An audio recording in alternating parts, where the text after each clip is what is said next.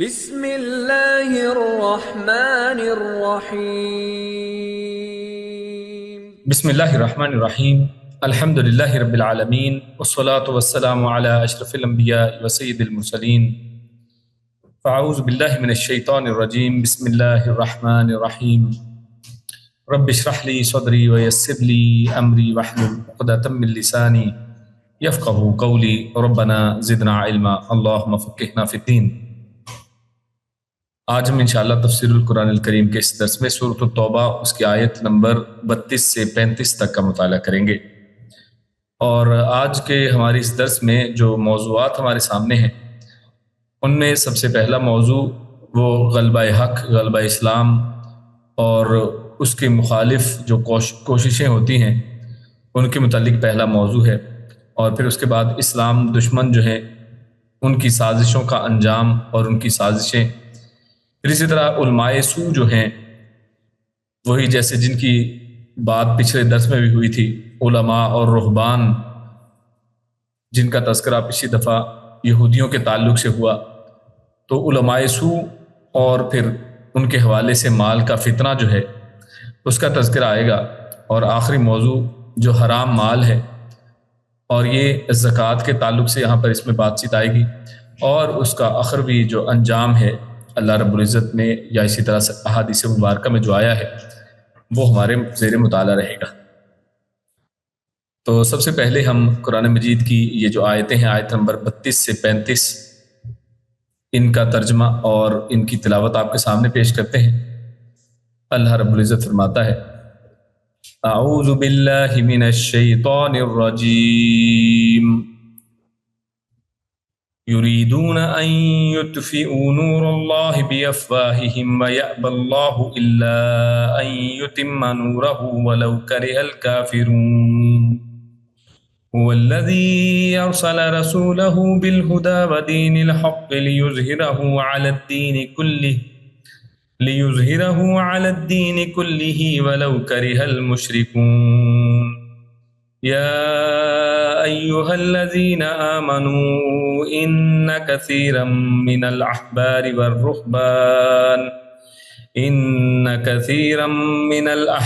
والرهبان ليأكلون أموال الناس بالباطل ويصدون عن سبيل الله، والذين يكنزون الذهب والفضة ولا ينفقونها في سبيل الله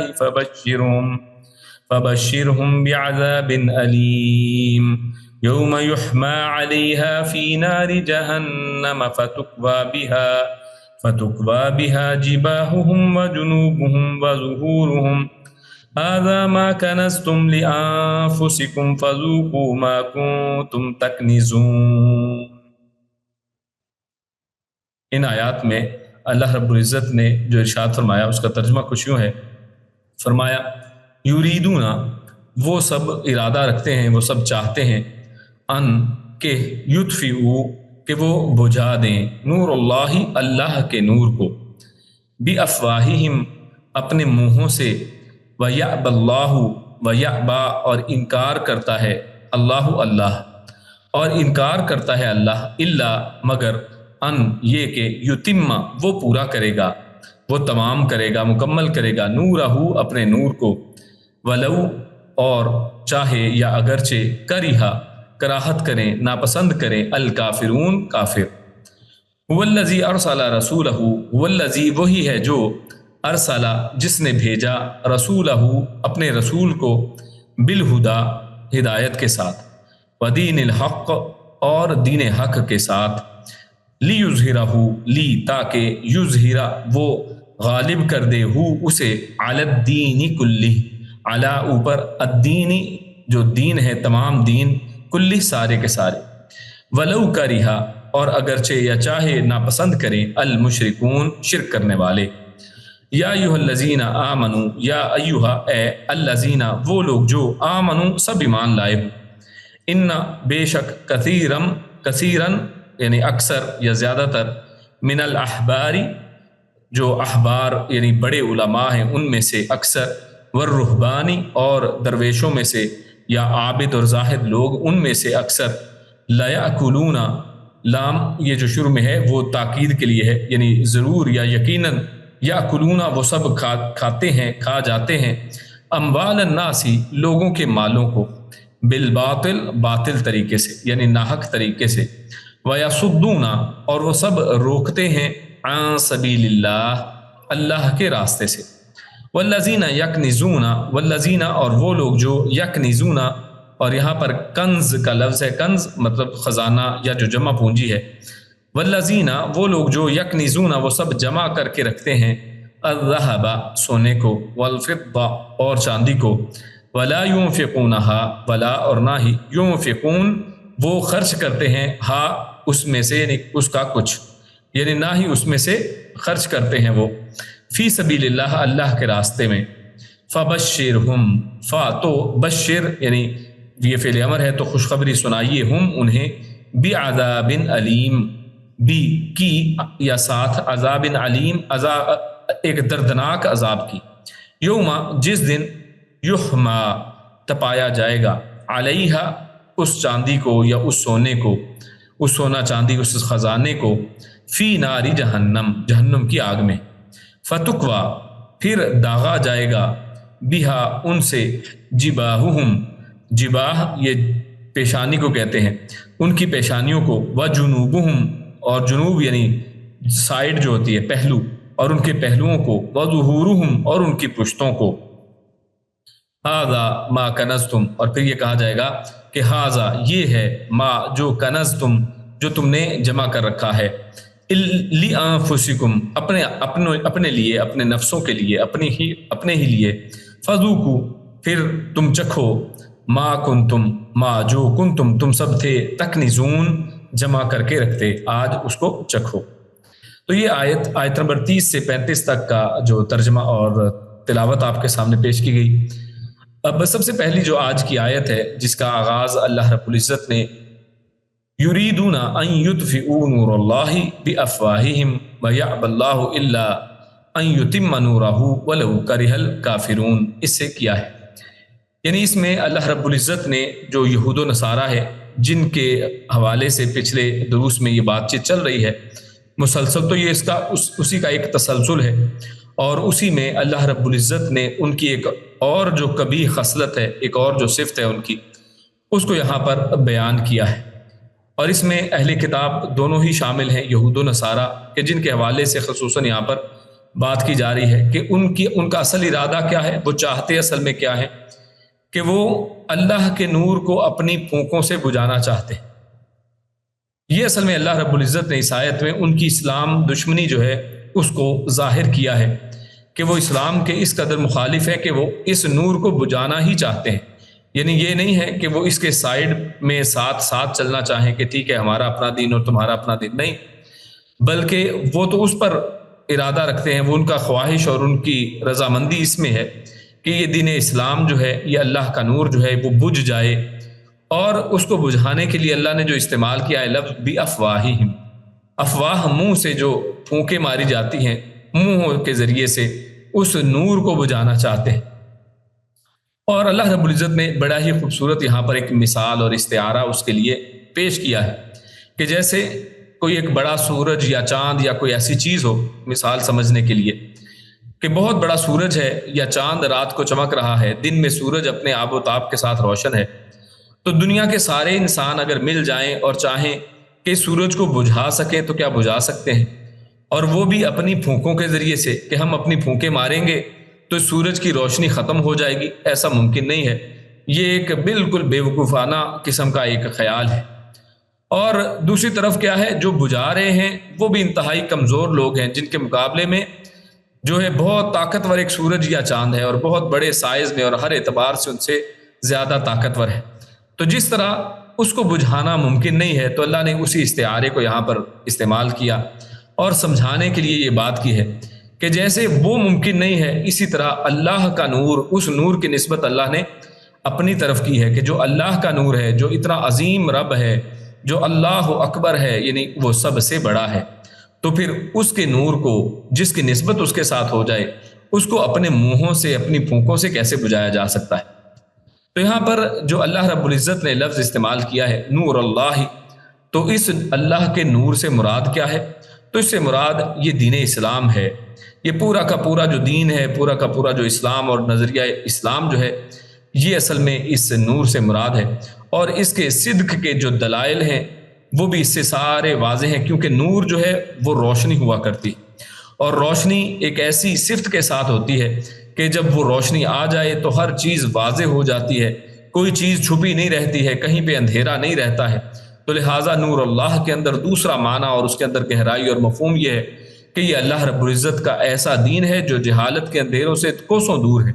اور اس کے اندر تو ہر جگہ پر روشنی ہی روشنی ہو جاتی ہے۔ تو یہ صدق کے دلائل سے بھرپور جو دین ہے یہ بے انتہا روشن دین ہے۔ تو ایک طرف اللہ کا نور اسلام ہے جسے اللہ تعالیٰ ہر حال میں پورا کر کے رہنے والا ہے، اور یہ طے کر چکا ہے کہ وہ اس کو پورا کرے۔ دوسری طرف ان یہود و نصارہ کی اسے روکنے اور مٹانے کی حقیر اور بیکار کوششیں ہیں، جو اس نور کو سب سے حقیر چیز یعنی منہ کی پھونکوں کے ذریعے سے بجھانا چاہتے ہیں۔ بھلا اس سے وہ نور اسلام کی تکمیل کو کیسے روک سکتے ہیں؟ تو یہ ان کی ذہنی کیفیت کو بھی یہاں پر ظاہر کیا جا رہا ہے کہ جب کہ وہ جانتے ہیں کہ یہ اللہ کی طرف سے ہے، ان کی کتابوں کے اندر اس نور کے بارے میں، اسلام کے بارے میں، اسلام کے اس پیغمبر کے بارے میں یہ مختلف جو ہیں وہ علامات موجود ہیں، ان کی کتابوں میں آج بھی موجود ہیں، اور اس حق کے دلائل خود قرآن مجید کی شکل میں کہ جس کا مقابلہ، جس کا چیلنج آج تک یہ 1400 سال میں پورا نہیں کر سکے ہیں، اس کے جیسی ایک آیت، ایک سورت یا ایک قرآن مجید جیسا کوئی قرآن نہیں لا سکے ہیں، اس واضح نور اور واضح ہدایت کے باوجود وہ اس کو بجھانے کی کوشش کرتے ہیں۔ تو یہ کیسے ممکن ہے؟ تو یہ ان کی بے وقوفی بھی یہاں پر جھلکتی ہے، اور یعنی کہ کس انداز میں وہ مقابلہ کرنے کی کوشش کرتے ہیں۔ اس کے بعد اللہ رب العزت آیت نمبر 33 میں فرماتا ہے هو الذی ارسل رسولہ بالہدی ودین الحق لیظہرہ علی الدین کلہ۔ اب اس میں اللہ رب العزت نے فرمایا کہ یہ وہی رب ہے کہ جس نے اپنے رسول کو بھیجا ہے بالہدی، ہدایت کے ساتھ، اور ہدایت یعنی ایک واضح راستہ ہے، ہدی للمتقین، جس کی ہم دعا اور جس کے بارے میں ہم مانگتے ہیں سورۃ الفاتحہ کے اندر ہم بات کرتے ہیں کہ اللہ رب العزت ہمیں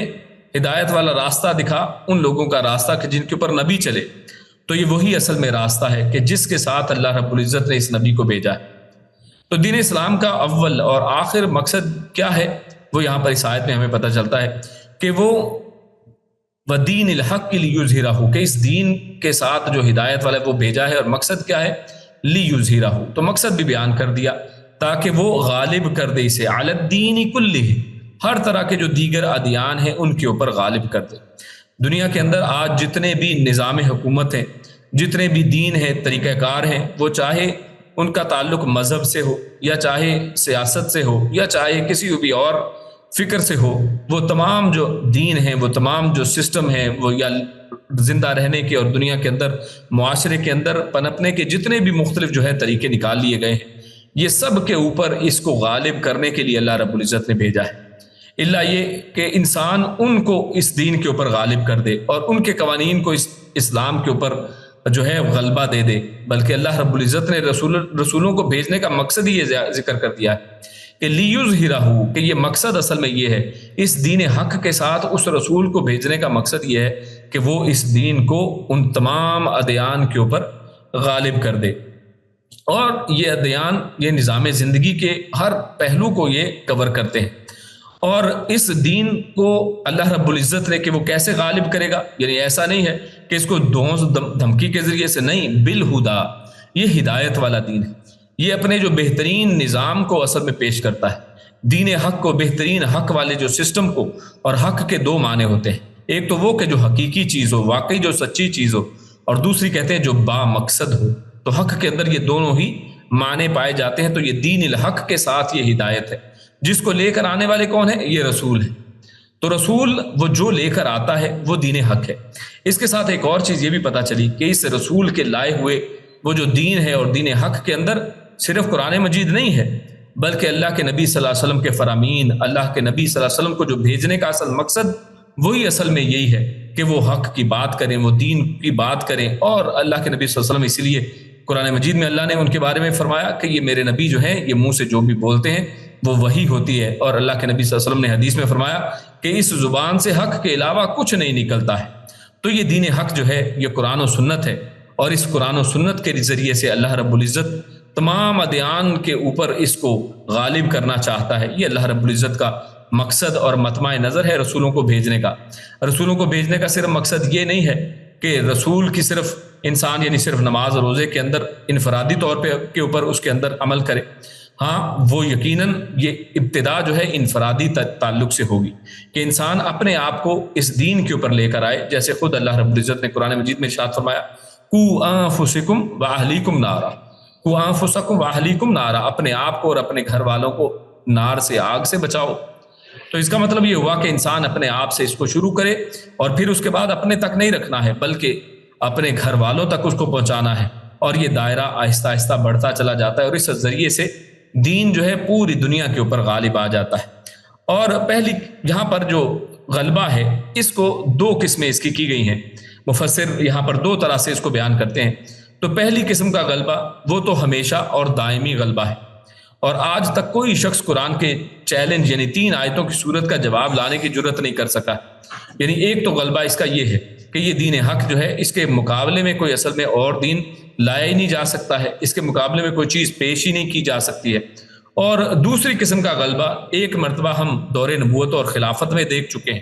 یعنی اس کا باقاعدہ حکومت کے ذریعے سے غلبہ، کہ انسان کے ہاتھ میں حکومت ہو تاکہ انسان اس دین کو مکمل طور پر نافذ بھی کر سکے۔ تو اس کے دونوں ہی پہلو ہیں۔ بعض اوقات کیا ہوتا ہے کہ بعض لوگ اس کے ایک پہلو کو چھوڑ کر صرف دوسرے پہلو کی طرف، یعنی بعض صرف اس کے ایک پہلو یعنی کون سا پہلو کہ صرف اس کو صرف سمجھایا جائے اور اس کے غلبے کی یعنی اس کی حکومت کی کوشش نہ کی جائے، وہ دوسری طرف کوشش نہیں کرتے ہیں۔ اور دوسری طرف کچھ لوگ صرف حکومت کے اندر جگہ بنانے کے چکر میں لگے رہتے ہیں، اور اس کے لیے ہر ہک اینڈ کروک کو استعمال کیا جاتا ہے، اور ہر اس بات کو مان لیا جاتا ہے جو اصل میں غیر دین ہے، جو دین نہیں ہے، بلکہ وہ دین غالب ہونے کے بجائے دین اس کے اندر مغلوب ہو کر رہ جاتا ہے۔ ایسے سسٹموں کو مان لیا جاتا ہے، اور اس کے ذریعے سے یعنی دین کے غلبے کی کوششیں کی جاتی ہیں۔ تو یہ دونوں ہی انداز جو ہیں وہ درست نہیں، بلکہ ان دونوں کو ملا کر اگر کیا جائے کہ آپ دین جو اصل دین ہے اس کا غلبہ یہ ہے کہ ہر انسان کے دل و دماغ کے اندر اس دین کی حقانیت آ جائے، ہر انسان کے اپنے اندر اپنی ذات کے اندر سے وہ شروع کرے کہ کیا میں خود دین کے اوپر عمل کرنے والا ہوں، کیا وہ قرآن و سنت جب میرے سامنے آتے ہیں تو وہ کیا مجھ پر غالب آتے ہیں کہ نہیں آتے، میں اس قرآن و سنت کے اوپر عمل کرتا ہوں یا نہیں کرتا ہوں۔ جو میرے گھر کے سسٹم ہیں، جو میرے رشتہ داروں کے، دیکھیے کیا ہوتا ہے شادی بیاہ کا موقع آتا ہے تو ہم کہتے ہیں نہیں جناب یہ تو اب ایسا ہی ہوتا ہے ہمارے میں تو یہی کرتے ہیں ہم لوگ، اور رسم و رواج کے پیچھے اس طرح چلا جاتا ہے کہ دین بھول جاتا ہے، وہاں پر دین دور، اس کو بلکہ دروازہ بند کر کے اس کو باہر چھوڑ دیا جاتا ہے کہ تمہیں اس شادی کے اندر آنے کی اجازت نہیں ہے، یہاں پر صرف ہمارے خوشی کے موقع ہیں اور اس کے اندر جو چاہے ہمیں کرنے دیا جائے۔ اور یہی معاملہ شادی بیاہ کے بعد پھر بچوں کی پیدائش سے لے کر انسان کی وفات تک جتنے بھی امور ہیں ان کے اندر اس دین کو پیچھے ہٹا کر دوسری چیزوں کا غلبہ، معاشرے کا غلبہ اور اسی طرح دوسرے پریشر جو ہیں وہ اوپر آ جاتے ہیں۔ تو یہ ایک طرف ہے، اس کو بھی لے کر چلنا ہے، اور دوسری طرف اس کے لیے بھی کوشش کرنی ہے کہ یہ دین جو ہے وہ دوسرے دینوں پر دوسرے انداز میں بھی کہ انسان کے ہاتھ میں حکومت بھی آ جائے، ہاں لیکن اس کے لیے غلط جو طریقے ہیں ان کو استعمال نہ کیا جائے، کیونکہ کس طرح سے ایک صحیح چیز کو نافذ کرنے کے لیے غلط چیز کا سہارا لیا جا سکتا ہے، تو یہ سمجھ سے باہر چیز ہے۔ خیر، یہ دوسری قسم کا غلبہ یہ ہم پہلے دیکھ چکے ہیں، یعنی ایسا نہیں ہے کہ یہ عملی طور پر ممکن نہیں ہے یا ہم نے کبھی اس کا عملی نمونہ دیکھا نہیں۔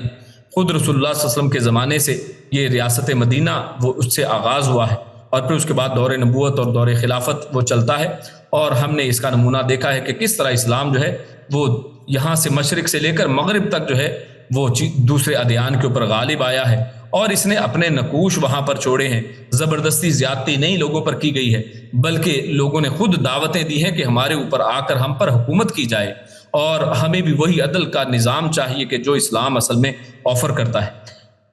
لیکن اس کے بعد اللہ رب العزت نے فرمایا، لیکن اللہ نے یہاں پر اس کے لیے صحیح مومن ہونے کی شرط لگائی کہ یہ غالب کب ہوگا کہ جب صحیح مومن ہو، جیسے سورہ آل عمران کے اندر آیت نمبر 139 میں اللہ رب العزت نے وہ بات بتائی ہے۔ اللہ فرماتا ہے وَأَنْتُمُ الْعَالَوْنَ إِن كُنْتُم مُؤْمِنِينَ،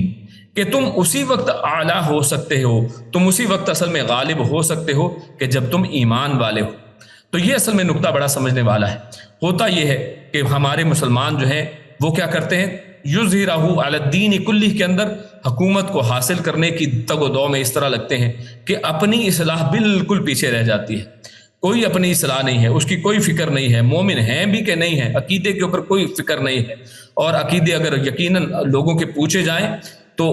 عقیدے کا پتہ ہی نہیں ہے، یعنی درست ہونا تو دور کی بات ہے، عقیدہ پتہ ہی نہیں ہے کہ کس بلا کا نام ہے، عقیدے کے اندر کیا کیا ارکان ہیں، عقیدے کے اندر کیا چیزیں جو ہیں وہ درکار ہیں، اس کی شرائط کیا ہیں، اس کے ارکان کتنے ہیں اور اس کی جزیات کیا ہیں، ان کے بارے میں علم ہی نہیں ہے، نہ ہی اس کی طرف کوشش کی جاتی ہے، جبکہ اللہ رب العزت کیا کہہ رہا ہے کہ اللہ رب العزت اصل میں تمہیں غالب کرے گا، اور یہ چیزیں ہم پچھلی آیتوں میں سورۃ التوبہ کے اندر پڑھ آئے ہیں کہ کیا انسان خود غلبہ حاصل کر سکتا ہے، کیا انسان اپنی طاقت کے ذریعے سے، اسلحے کے ذریعے سے جیت سکتا ہے؟ یقیناً نہیں، اس کا جواب نہیں کے اندر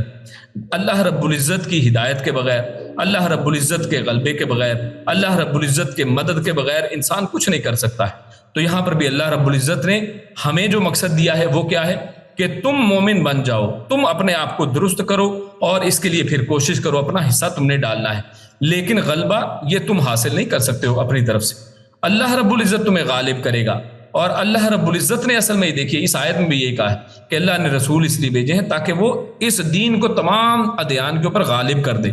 اللہ نے یہ نہیں کہا ہے کہ تم اس کو غالب کر دو، بلکہ فرمایا لیظہرہ، تاکہ وہ غالب کر دے، یعنی اس کو غالب اللہ نے کرنا ہے، ہم نے اپنے تئیں کوشش کرنی ہے، اس کو غلبہ اللہ نے دینا ہے، ہم نے اپنے تئیں کوشش کرنی ہے۔ جب غلبہ اللہ نے دینا ہے تو اس کے لیے پھر بائی ہک اینڈ کروک جو ہے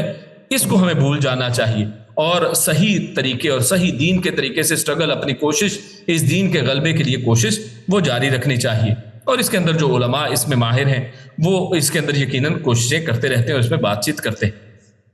تو الحمدللہ مسلمانوں اور کافروں کے درمیان مختلف مقامات پر جہاد کے ساتھ اس کے آثار آج بھی شروع ہو چکے ہیں، آپ کے سامنے ہی ہے کہ کس طرح سے آج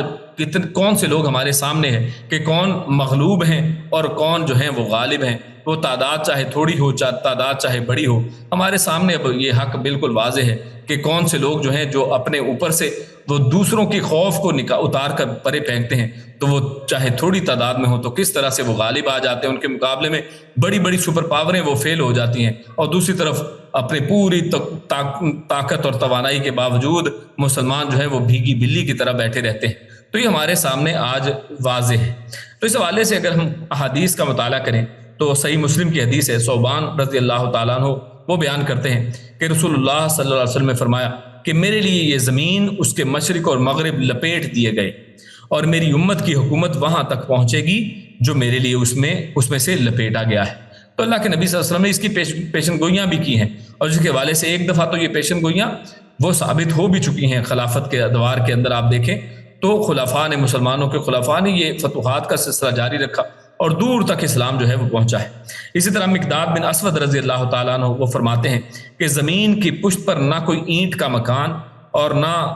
پشم کا خیمہ باقی رہے گا مگر اللہ تعالیٰ اس میں اسلام کا کلمہ داخل کر دے گا، عزت والے کو عزت بخش کر اور ذلیل کو ذلت دے کر، یا تو انہیں عزت بخشے گا تو وہ اس میں داخل ہو جائیں گے، یا انہیں ذلیل کرے گا تو اس کے تحت ہو جائیں گے۔ تو اس میں دیکھیے اس حدیث کے اندر دونوں ہی مفہوم شامل ہیں۔ نمبر ایک تو یہ کہ اللہ تعالیٰ اس میں اسلام کا کلمہ داخل کر دے گا کہ ہر جگہ پر اسلام کی آواز پہنچ جائے، اور یہ اسلام کا جو پیغام ہے وہ ہر جگہ پر پہنچ جائے۔ ایک اس میں نقطہ یہ ہے، اور دوسرا یہ کہ عزت والے اللہ تعالیٰ عزت بخشے گا، عزت والے کو عزت بخش کر اور ذلیل کو ذلت دے کر، اور جیسے آگے فرمایا انہیں ذلیل کرے گا تو اس کے تحت ہو جائیں گے۔ یعنی اس کا مطلب یہ ہوا کہ جب انسان جہاد کے ذریعے سے مسلمان آگے بڑھیں گے تو ان کے تحت آنے والے پھر مغلوب ہو کر وہ یا تو جزیہ دینے پر مجبور ہوں گے، یا پھر لڑنا چاہتے ہیں تو لڑ لیں، یا پھر اسلام کو قبول کریں گے۔ تو اس انداز میں یعنی ہمارے سامنے لیظہرہ علی الدین کلہ کی احادیث کے اندر سے وضاحت آتی ہے۔ جابر بن سمرہ رضی اللہ تعالیٰ عنہ بیان کرتے ہیں کہ رسول اللہ صلی اللہ علیہ وسلم نے فرمایا کہ یہ دین ہمیشہ قائم رہے گا، اور اس پر مسلمانوں کی ایک قوی جماعت لڑتی رہے گی حتیٰ کہ قیامت قائم ہو جائے۔ یعنی اس حق کی جماعت اور حق کے اوپر دین الحق جس کی بات ہو رہی ہے، اللہ رب العزت اس کو غالب کر کے رہے گا، اور اس کے لیے کوشش جو ہے وہ چلتی رہے گی، اور ایک جماعت ہمیشہ اس کے لیے کوشاں رہے گی کہ جو کبھی کسی اور دین کو اس کے اوپر قبول نہیں کرے گی۔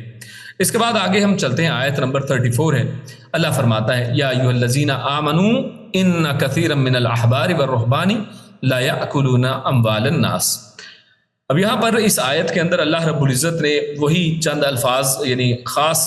दो अल्फाज जो खुसूसन है वो इस्तेमाल किए, अर्रुहबान और अहबार। अहबार और रुहबान का दोबारा यहाँ पर तज़किरा आया है। तो अगर हम सिलसिला कलाम को देखें तो यहाँ अहबार और रुहबान से मुराद अहले किताब ही के आलिम और दरवेश वो बनते हैं, क्योंकि पीछे जो मौजू है उसी एतबार से चल रहा है। लेकिन बाद मुफस्सिर उन्होंने ये भी कहा है कि अल्फाज क्योंकि आम हैं तो आम होने की वजह से मुसलमानों के उलमा और ज़ुहाद और सूफिया भी इसमें शामिल है। यानी या अय्युहल्लज़ीना आमनू यहाँ पर कहा है, यहाँ पर अहलुल किताब या यहूद व नसारा की बात नहीं हुई है, जैसे पिछली दफ़ा उसके अंदर खुसूसन इस तरह की बात भी आई थी। लेकिन यहाँ पर आमनू कहकर उसको आम कर दिया है कि मोमिनो बेशक ज़्यादातर जो अहबार हैं और रुहबान हैं वो क्या करते हैं, ला याकुलूना अम्वालन नास। अब यहाँ पर देखिए कि अल्लाह ताला का इंसाफ वो देखें कि सब अहबार और रुहबान को एक जैसा करार नहीं दिया कि सारे के सारे ऐसे ही हैं, नहीं, बल्कि कहा कसीरन। हाँ, ये कहा कि उसमें से एक अक्सरियत ऐसी है, बहुत से लोग ऐसे हैं उनका ये हाल है कि वो लोगों का माल बातिल तरीके से खाते हैं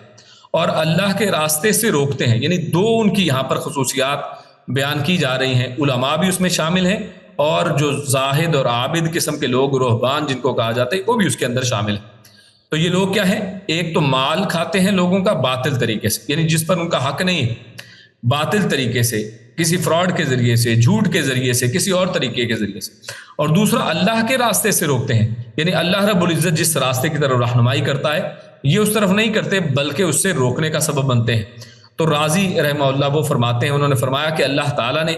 जब यहूद व नसारा के बहुत से अहबार व रुहबान के फ़ख्र व किब्र, अल्लाह के महबूब होने, आम लोगों से ऊंची मखलूक होने और खुदाई इख्तियारात के दावों का जिक्र किया, तो अब बताया कि इन तमाम चीज़ों के इजहार से उनका मकसूद लोगों से रिश्वत लेकर गलत मसले बताकर रसूलुल्लाह सल्लल्लाहु अलैहि वसल्लम के मुतालिक बशारतों को छुपाकर और उनको गलत माना पहनाकर उनका माल बातिल तरीके से हथियाना और उन्हें अल्लाह के रास्ते यानी इस्लाम से रोकना है। तो ये उनका वाज़े मकसद बयान किया है। और यहूद व नसारा के बहुत से अहबार व रुहबान की जगह अगर आजकल मुसलमानों के बहुत से अहबार व रुहबान का लफ्ज़ अगर हम लगा दें तो आप देखेंगे कि आपको दोनों में कोई फ़र्क नहीं नज़र आएगा कि क्या यही हालत आज वाकई मुसलमानों के अक्सर जो अहबार और रुहबान की हालत ऐसी नहीं है कि वही खुदा के महबूब होने और उससे हम कलाम होने के दावे हैं। इसी तरह तर्क दुनिया का इजहार है जिसके पीछे बदतरीन हिर्स छुपी हुई है, तकद्दुस का इजहार है जिसके पीछे कितनी ही अफीफाओं की इज्जत लूटने की वारदातें मौजूद हैं। दीन इस्लाम के आलिम, सतून और मुहक्किक होने के दावों के बावजूद वो निहायत ढटाई के साथ अपने पेशवाओं के अक़वाल को अल्लाह और उसके रसूल के हुक्म पर अहमियत देते हैं।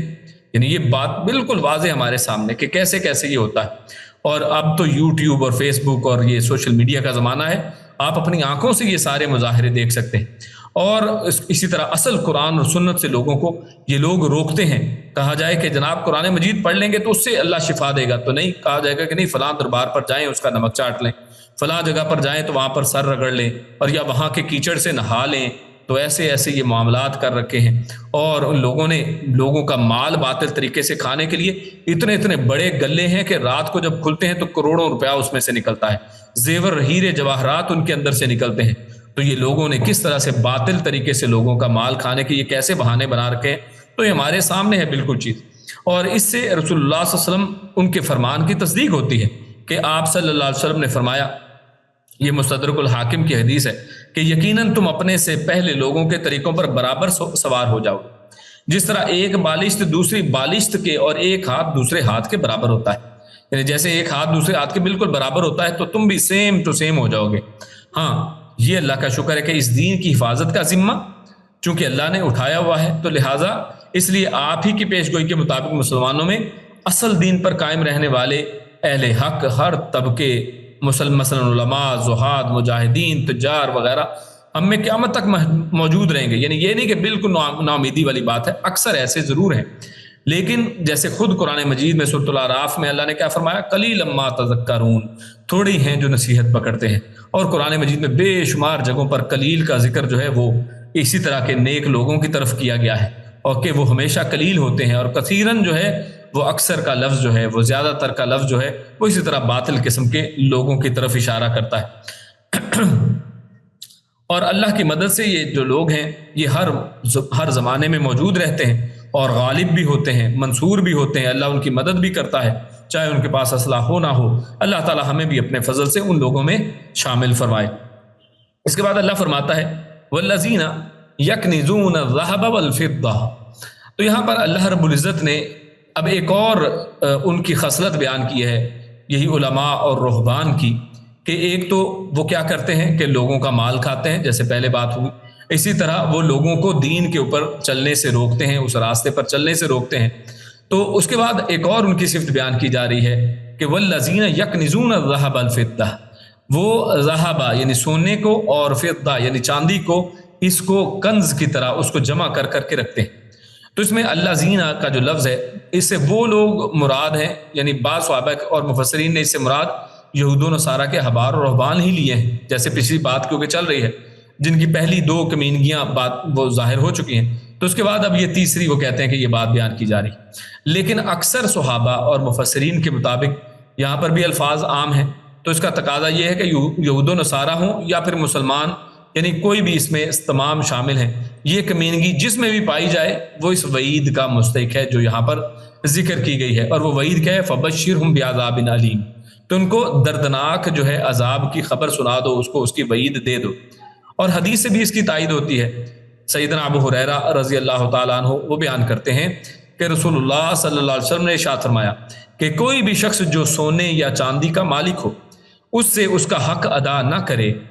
اس کے لیے قیامت کے دن آگ سے یعنی اس سونے یا چاندی کی سلاخیں یا تختے بنائے جائیں گے، پھر جہنم کی آگ میں انہیں خوب گرم کر کے اس کے پہلو، پیشانی اور پیٹھ کو داغا جائے گا۔ جب وہ ٹھنڈے ہو جائیں گے تو انہیں دوبارہ گرم کر لیا جائے گا، ایک ایسے دن میں جس کی مقدار 50,000 سال ہوگی، یہاں تک کہ بندوں کے درمیان فیصلہ کیا جائے تو وہ جنت یا آگ کی طرف اپنا راستہ دیکھیں گے۔ یعنی یہ حشر ہونے والا ہے۔ اس حدیث کے اندر بڑی خطرناک اس کا ایک منظر اللہ کے نبی نے منظر کشی اس کی ہے کہ جو لوگ سونا چاندی کو ناحق اکٹھا کرتے ہیں اور اس پر اللہ کا اس کا جو حق ہے ادا نہیں کرتے، اور اس سے مراد کیا ہے؟ زکوٰۃ ہے۔ اس کا حق سونا چاندی کا کیا ہے کہ وہ زکوٰۃ ہے، کہ وہ اس کو زکوٰۃ کو اس میں سے ادا نہیں کرتے ہیں، تو قیامت والے دن یہی مال جو ہے اس کو تپایا جائے گا، اس سے سلاخیں اور تختے بنائے جائیں گے، اور تپا کر اس کو ان کی پیشانیوں پر، پیٹھوں پر داغا جائے گا، ان کے پہلوؤں پر داغا جائے گا۔ اللہ رب العزت ہمیں اس سے محفوظ فرمائے۔ اور آگے فرمایا وَلَا يُنْفِقُونَهَا فِي سَبِيلِ اللَّهِ، اور اس يُنْفِقُونَهَا اس لفظ سے بھی اس بات کی اور تائید ہوتی ہے کہ اس سے مراد اصل میں کیا ہے؟ اس کو ذہب اور فضہ کو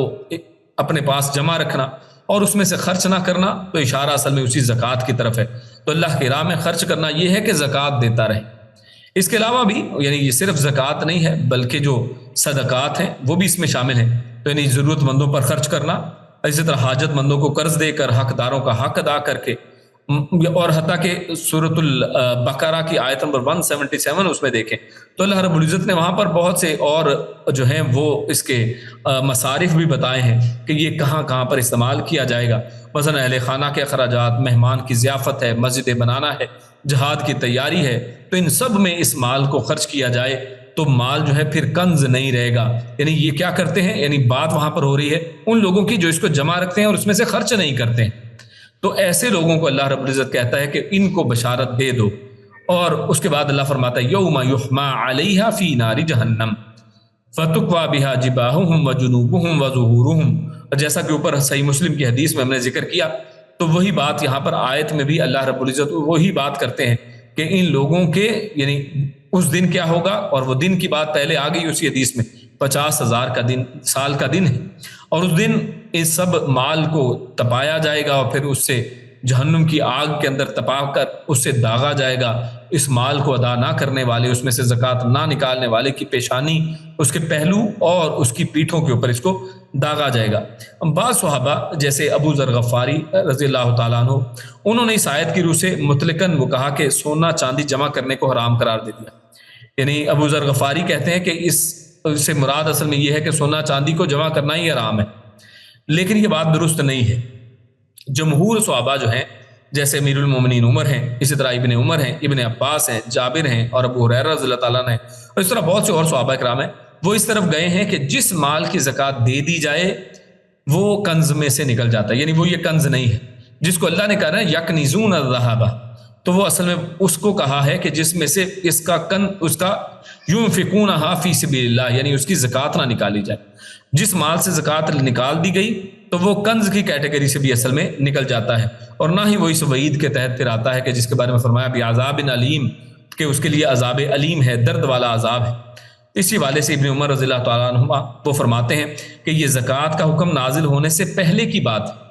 زکوٰۃ کا حکم نازل ہونے یعنی وہ اس کو ایک اس طرح سے بھی بیان کرتے ہیں. اور اسی آیت کی تفسیر کے اندر یوم یحمى علیہ، اسی آیت کی تفسیر کے اندر وہ کہتے ہیں کہ یہ زکوٰۃ کا حکم نازل ہونے سے پہلے کی بات ہے. جب زکوٰۃ کا حکم اترا تو اللہ تعالیٰ نے اسے اموال کے پاک کرنے کا ذریعہ بنا دیا کہ اس سے مال اصل میں پاک ہوتا ہے. اور اس سے پہلے کی بات ہے کہ اچھا کنز کو اگر جمع کیا جائے تو ایسا ہو. تو اس کا ایک یہ معنی بھی ابن عمر رضی اللہ تعالیٰ نے بیان کیا ہے. اگر ضرورت سے زائد سارا مال خرچ کرنا واجب ہوتا، جیسے ابو ذر غفاری رضی اللہ تعالیٰ عنہ نے ان کی رائے ہے، تو میراث اور وصیت وغیرہ کے جو احکامات ہیں ان کا کچھ مطلب باقی نہیں رہنا تھا کہ بھی جمع کریں گے تو پھر ہی میراث بچے گی، اور پھر ہی اس کے اوپر زکوٰۃ نکلے گی، اور پھر ہی وصیت کے احکامات آئیں گے کہ جو چھوڑا ہے اس کے اوپر. یعنی اگر سارا کچھ جمع کرنا جائز ہی نہ ہوتا. تو اسی طرح ایک صحابی کو رسول اللہ صلی اللہ علیہ وسلم نے ارکان اسلام بتائے، اور یہ بتاتے ہوئے جب زکوٰۃ کے فرض ہونے کا ذکر فرمایا تو اس نے پوچھا رسول اللہ صلی اللہ علیہ وسلم سے، اس سے سوال کیا کہ حل علیہ غیرہا، کہ کیا میرے اوپر ارکان اسلام یہ جو 5 ہیں جس میں زکوٰۃ بھی شامل ہے، کیا میرے پر اس کے علاوہ بھی کوئی چیز فرض ہے؟ تو کیا مجھ پر اس کے علاوہ بھی کوئی چیز ہے؟ تو آپ صلی اللہ علیہ وسلم نے جواب دیا لا الا ان تطوع، کہ تمہارے اوپر اس کے علاوہ کوئی فرض نہیں ہے چیز سوائے کہ جو تطوع ہے، یعنی جو تو خوشی سے دے، یعنی جس کو آج ہم سنت کہتے ہیں یا نفل جس کو کہتے ہیں، یعنی اس سے زائد جو ہے وہ فرض نہیں ہے بلکہ وہ نفل ہے. یعنی فرض کی بات صرف وہی ہے جو زکوٰۃ دی جائے. اور اس سے یہ بھی پتہ چلتا ہے کہ اب جب اس کو دینے کی بات ہے اور نفل یعنی اضافی دیا جا سکتا ہے تو اس کا مطلب ہے کہ وہ جمع کیا ہوگا تو اس کے اوپر پھر زکوٰۃ ہوگی، یا اس کے اندر سے صدقات ہوں گے، پھر اسی سے میراث ہوگی، اور اسی سے وصیت کے احکامات نکلیں گے. تو زکوٰۃ جس کی ادائیگی سے مال کنز کے حکم میں نہیں رہتا وہ پاک ہو جاتا ہے. یعنی یہ زکوٰۃ ایسی چیز ہے، اور یعنی اس کی اہمیت کا اصل میں اس آیت سے یہ بھی اندازہ کر لیں کہ اگر کوئی شخص مال جمع کرتا ہے اور اس میں سے زکوٰۃ نہیں نکالتا ہے تو دیکھیے اللہ نے اس کو ایک تو کنز کہا ہے، اور پھر ایک دردناک عذاب کی اس کے لیے خوشخبری سنائی، اور پھر اس دردناک عذاب کی کیفیت بھی بیان کی ہے کہ جب کوئی چیز جو ہے گرم کی جاتی ہے اور بار بار اس کو لگائی جاتی ہے، جیسا کہ رسول اللہ صلی اللہ علیہ وسلم کی احادیث کے اندر ہم نے اوپر دیکھا ہے کہ اس کو بار بار اس کو لگایا جاتا ہے، اور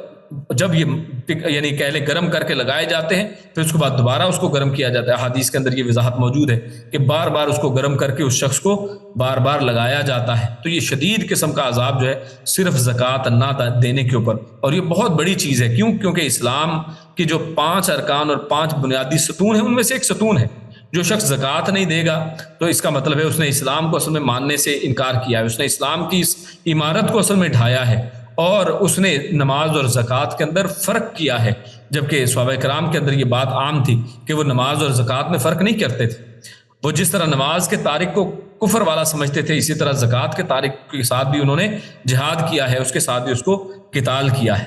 رسول اللہ صلی اللہ علیہ وسلم نے یہ جو زکوٰۃ ہے اور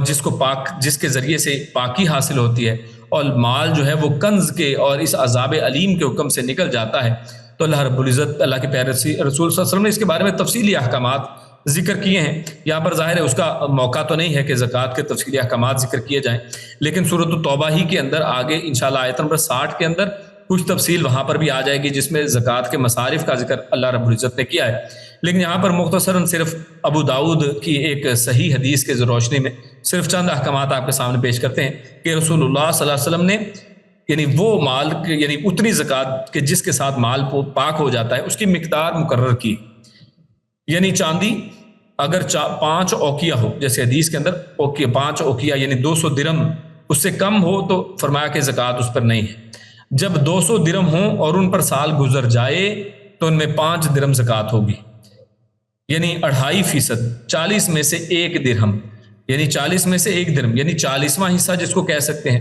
جس کو آپ 2.5% کہہ سکتے ہیں، تو اس کے اوپر زکوٰۃ ہے. یعنی ایک تو اس کی پرسنٹیج مقرر کر دی گئی، اور دوسرا اسی طرح اس کی ایک مقدار مقرر کر دی گئی کہ کتنی مقدار میں ہو. تو 52.5 تولے چاندی اگر ہوگی اور اس پر 1 سال گزرے گا تو تب اس کے اوپر 2.5% زکوٰۃ ہوگی. اور اسی طرح اگر 7.5 تولے سونا ہوگا اور پھر اس کے اوپر 1 سال گزر جائے تو اس کے اوپر 2.5% زکوٰۃ ہوگی. اور سونے میں جب تک 20 دینار نہ ہو، حدیث میں یہ بھی ذکر ہے کہ جب تک 20 دینار نہ ہو زکوٰۃ نہیں ہے، یعنی وہی تقریباً یہ 7.5 تولے سونا بنتا ہے. جب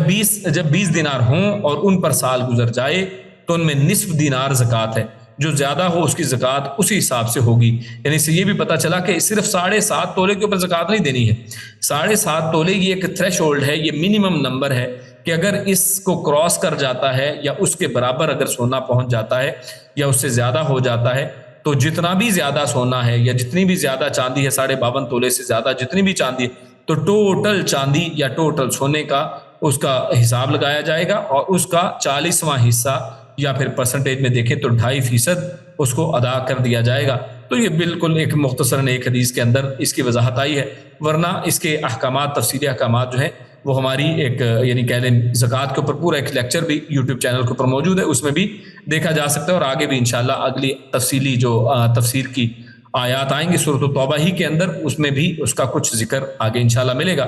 اللہ رب العزت سے دعا ہے کہ اللہ رب العزت نے ہم نے جو یہاں پر پڑھا سنا اس کو سمجھنے کی، اس پر عمل کرنے کی توفیق عطا فرمائے. اللہ رب العزت نے ایک عمل اور اچھی سمجھ کی توفیق عطا فرمائے. سبحان ربک رب العزت عما یصفون وسلام علی المرسلین والحمد للہ رب العالمین. جزاکم اللہ خیر وبارک اللہ فیکم. السلام علیکم ورحمۃ اللہ وبرکاتہ. جس کے بعد ہمارا ایک کوئز ٹائم ہوا کرتا ہے، تو اس کوئز میں جو ہمارے سوالات ہیں وہ سب سے پہلے آپ کے سامنے پیش کرتے ہیں. اللہ فرماتا ہے یریدون ان یطفئوا نور اللہ. تو یہ جو آیت سب سے پہلی آیت آج کی ہم نے پڑھی، تو کفار اللہ کے نور کے ساتھ کیا کرنا چاہتے ہیں. اسی طرح نور اللہ کی بات ہوئی تو اللہ کے نور سے اصل میں کیا مراد ہے. اور اس کے بعد ہے هو الذی ارسل رسولہ، تو یہ اس آیت کا ایک ٹکڑا ہے. تو اللہ نے اپنے رسول کو کس کے ساتھ بھیجا. اللہ رب العزت نے وہاں پہ ذکر کیا کہ رسول کو اس کے ساتھ بھیجا گیا، تو کیا چیز ہے. اسی طرح لیظہرہ علی الدین کلہ، تو اپنے رسول کو اس طرح بھیجنے کا کیا مقصد یہاں پر بیان فرمایا گیا ہے. اس طرح فرمایا وَيَصُدُّونَ عَن سَبِيلِ اللَّهِ کہ دین حق کی برتری پر مشرکوں کا کیا رد عمل ہوتا ہے. جب بھی دین حق کی برتری ہو تو مشرک کیا عمل کرتے ہیں. اور اسی طرح وَالَّذِينَ يَكْنِزُونَ الذَّهَبَ وَالْفِضَّةَ، تو سونا چاندی جمع کرنے والوں کے لیے کیا وعید سنائی گئی ہے. اور اسی طرح آیا وَلَا يُنْفِقُونَهَا فِي سَبِيلِ اللَّهِ، تو مال کو جمع کرنے کے بجائے اسے کہاں خرچ کرنا چاہیے. اور آگے ہے یوم یحمى علیہا فی نار جہنم، قیامت کے دن سونے اور چاندی کے ساتھ کیا سلوک کیا جائے گا، تو اس کا کیا یوز ہوگا جو لوگ اس کو ذکر نہیں، اس کو خرچ نہیں کرتے.